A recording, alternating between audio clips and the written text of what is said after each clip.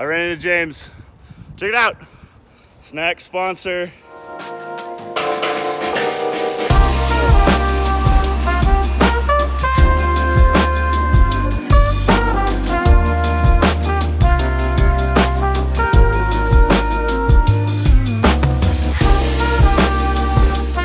Hello and welcome to the bunch. Bonjour, I should be saying, because we are in France yet again. I am just outside of Annecy. It's about 20k in that direction. This is a lovely bridge, which I can't remember the name of, and I apologise if there's a little bit of background noise, but the things you got to put with for a good view, and I don't mean the bridge. Anyway, let's crack on because we've got a jam-packed show.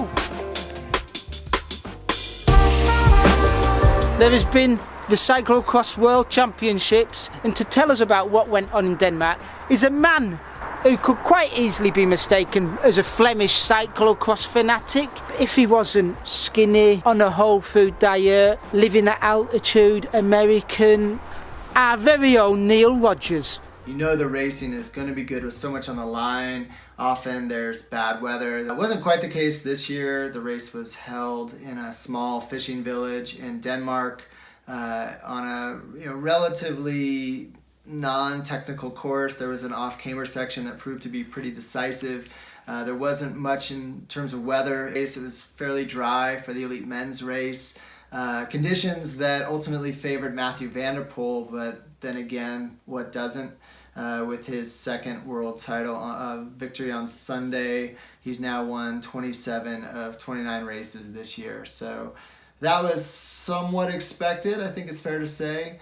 The women's race, I think, was the most anticipated. It was impossible to predict a winner. One of the big favorites was Lucinda Brand of the Netherlands. The Dutch gals certainly had the strongest team with 4 women. They were all podium contenders. But in the end, it was Sanne Cant of Belgium who was able to break the Dutch stranglehold. Lucinda Brand was definitely the strongest woman on that course, but she wasn't the strongest bike handler. Lucinda Brand was down early. She was down often. So Sanne Cant takes that 3rd title. Lucinda Brand was silver, her best ever result at a World Championship, and Marianne Vos in 3rd. Cheers, Neil. Thanks for that. If you want my 2 cents, it was the junior men, the under-23 women's, and the elite women's that really stood out, I thought. So, the question I put to you, lovely viewers, is should the UCI take a leaf out of Trek's book, because you may know that they hold a race early on in the season where they make the marquee event, the women's event, because, to be honest, that's been the good race in the past couple of years. Should the UCI change the programme about at the World? Let us know what you think in the comments below. Next up, we got Matt over in Australia, who's been covering the whole of the summer of cycling. He's at the Herald Sun Tour. One of the great things about our sport is just how unpredictable it can be.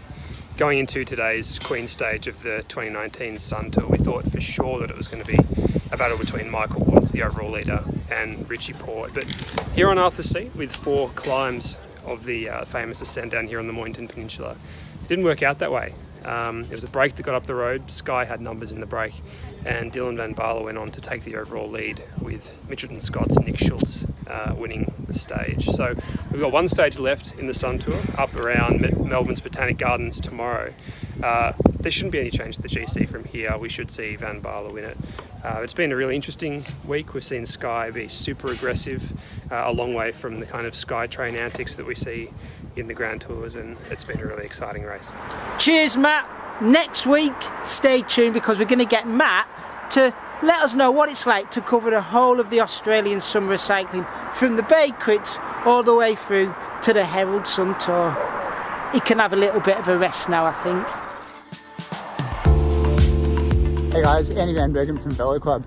It's been a busy little week for us in Velo Club with the launch of our new Navy kit. You can now pick that up in the store, and make sure you get your order in, because it's a pre-order only. We won't be stocking it, and those orders close on Feb 10, so don't miss out on that one. In addition, I just wanted to mention our Slack group. There's a Velo Club Slack group.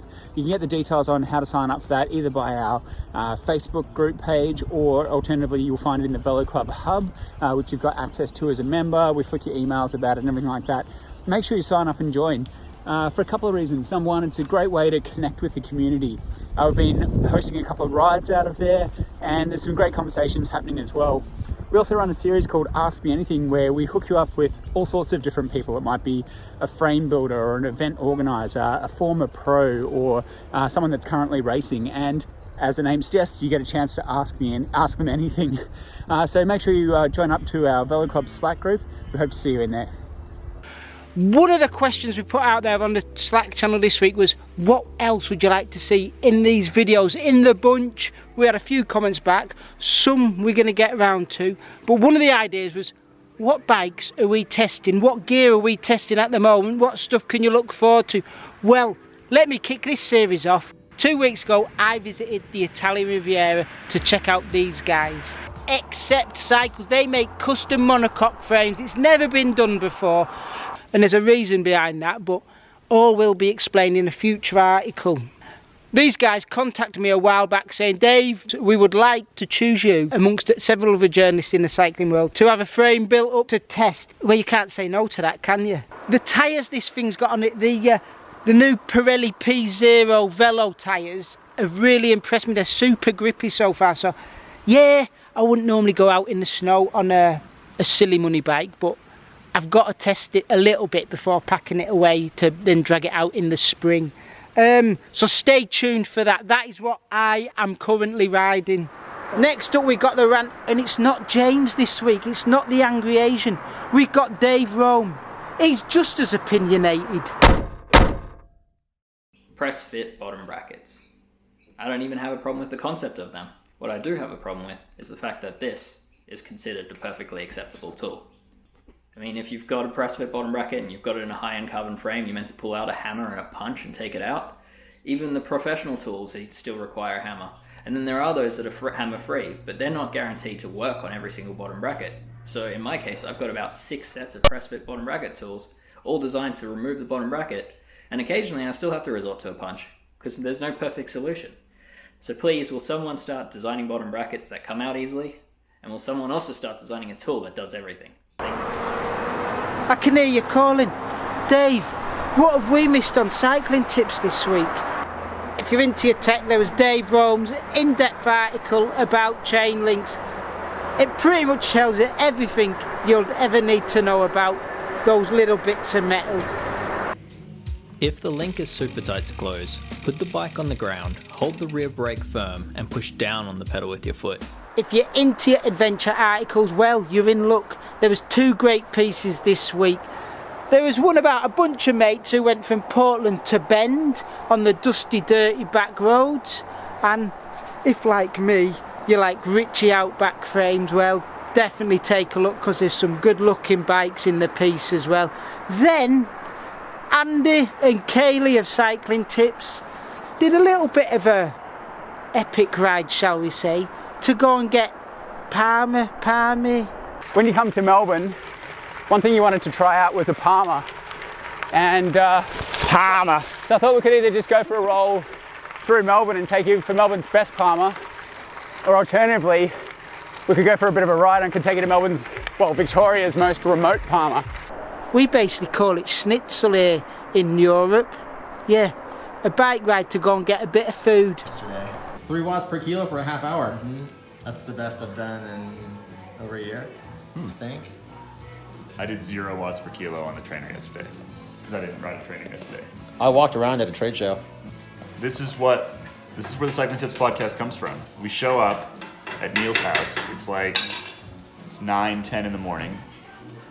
Neal's making breakfast, and we're gonna go downstairs and set up the equipment and make a podcast. It's a relaxed podcasting atmosphere, as you may be able to tell if you listen to the podcast. We're quite relaxed. I'm also pouring coffee. We're very serious. Anyone want a coffee? Lads, that told us nothing about what was on the podcast this week. Let me tell you. Basically, they had a good old discussion about the controversy in Argentina, and then, believe it or not, discussed a little bit about mountain biking. I'm guessing you people want to know what's coming up on Cycling Tips in the next week. Well, first off, James is going to tell us where he's been in the past week. I just hopped off a bus to Denver for the 2019 Outdoor Retailer Snow Show at the Colorado Convention Center. what am I doing at a snow show? Where basically what we're going to be looking at is snowboarding and skiing gear and all sorts of things that are not related to bikes. That's a good question. Sometimes I kind of ask myself the same thing, but the thing is, it's always good to look at another outdoor industry to see how things go. So what am I looking for this time? I'm not sure yet, but I'll find out in a bit. Now time for that editor-in-chief. Hey Dave, I am on my bike on my way over to Neal's house to record this week's episode of the Cyclingtips podcast. We'll be chatting about Cyclocross Worlds. We're going to be answering some Velo Club reader questions. This one about carbon wheels versus aluminum wheels and which one is more comfortable. And then we got a great story coming this week from Zach Nair, frequent contributor, about sleep and its effects on your riding. It's gonna be a good one. Okay, that is it. All the housekeeping is done. It's time for me to hit the road. I hope you've enjoyed this video. If you have, give us a like. Subscribe if you haven't already. It is entirely free. And let us know what you'd like to see in these videos in the comments below. Join the conversation. Thanks, goodbye, and enjoy your riding.